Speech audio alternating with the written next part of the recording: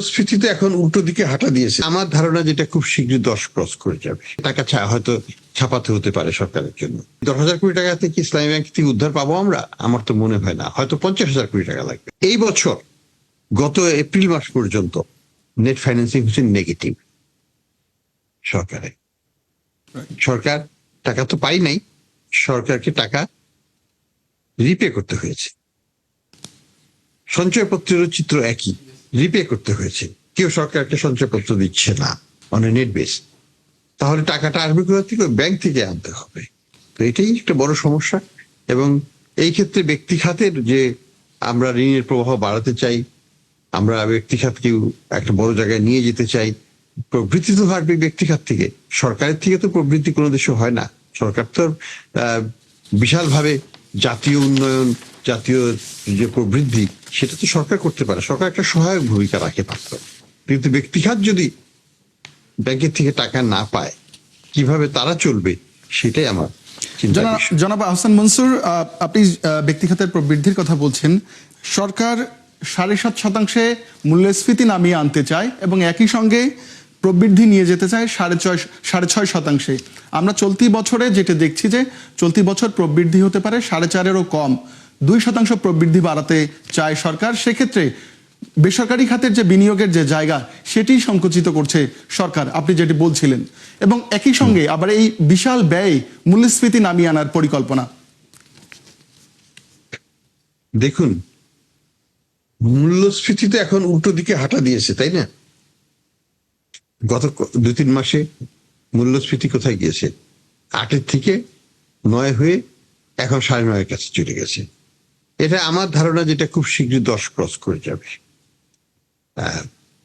একই সাথে সরকার যে সমস্যাগুলো ফেস করতে যাচ্ছে, সেটা হলো যে সরকারের তো একটা ঋণ প্রবাহ নিচ্ছে, সেখান থেকে টাকা হয়তো ছাপাতে হতে পারে সরকারের জন্য।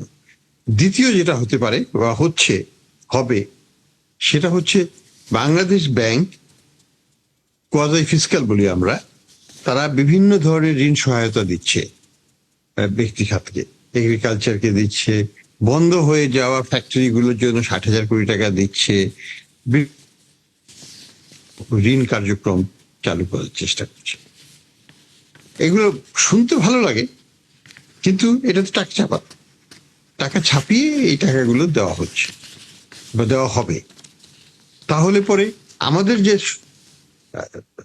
বরোয়িং রিকোয়ারমেন্ট, আমাদের যে টাকা, যে ইনফ্লেশনের যে অবজেক্টিভ, সেটাকে আমরা কিভাবে পূরণ করব, সেটা একটা বড় চ্যালেঞ্জ থেকে যাবে। IMF এর গত প্রোগ্রামে একটা কন্ডিশন ছিল, এবং সেটা কিন্তু আমরা গ্রহণ করেছিলাম, যে নতুন করে কোন ফাইন্যান্সিয়াল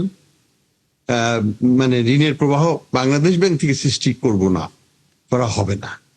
কারণটা হচ্ছে যে এটা একটা কোয়াজি ফিসক্যাল অ্যাক্টিভিটি, এটা বাজেটের মধ্যে থেকে ঋণের প্রবাহ হওয়া উচিত। বাংলাদেশ ব্যাংক থেকে সরাসরি ঋণ দিয়ে আরেকটা বাজেট, প্যারালাল একটা বাজেট সিস্টেম চালু করার প্রয়োজন আছে বলে মনে হয় না, এবং পৃথিবীর কোনো দেশে করে না। এখান থেকে আমাদের বের হয়ে আসতে হবে, কিন্তু এটা আমরা এখন বাড়িয়ে ফেলতেছি আরো। তো যাই হোক, এখান থেকেও কিন্তু ব্যাপক তারল্য বাজারে আসবে, এবং সেটা মূল্যস্ফীতিকে উস্কে দেবে বলে আমরা ভয় পাচ্ছি। আবার দেখুন ইসলামী ব্যাংক নিয়ে কি হচ্ছে। ইসলামী ব্যাংকে অলরেডি টাকা যেভাবে উঠে হচ্ছে, 10,000 কোটি টাকা তারা চেয়েছে। এটা তো একটা তারল্য প্রবাহ বাড়বে, এই 10,000 কোটি টাকা। এবং এই 10,000 কোটি টাকাতে কি ইসলামী ব্যাংক থেকে উদ্ধার পাবো আমরা? আমার তো মনে হয় না, হয়তো 50,000 কোটি টাকা লাগবে। এই টাকাটা কে দিবে, এবং এই টাকাটা দিলে পরে এটার প্রভাব অর্থনীতিতে কি হবে, এবং কেন আমরা সেখানে হঠাৎ করে অযাচিত হস্তক্ষেপ করলাম, এইগুলো নিয়ে ভাবতে হবে।